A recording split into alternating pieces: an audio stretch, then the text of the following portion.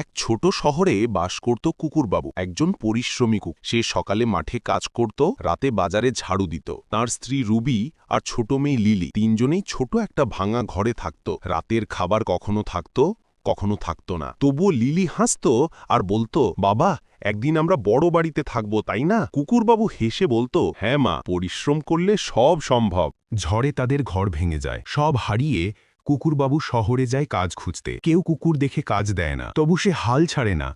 নিজের হাতে রাস্তার পাশে চা দোকান খোলে। রুবি চা বানায়, লিলি স্কুল শেষে দোকানে সাহায্য করে। চা দোকানটা ধীরে ধীরে জনপ্রিয় হয়ে যায়, কারণ কুকুরবাবুর চাতে ছিল ভালোবাসা। রাস্তায় একসময় যাকে সবাই গরিব কুকুর বলতো, আজ সে বড় রেস্টুরেন্টের মালিক। রেস্টুরেন্টের নাম 3 হার্টস ক্যাফে। তিনজনের ভালোবাসা, বাবা, মা, মেয়ে। লিলি এখন কলেজে পড়ে। রুবি গর্বে তাকিয়ে থাকে।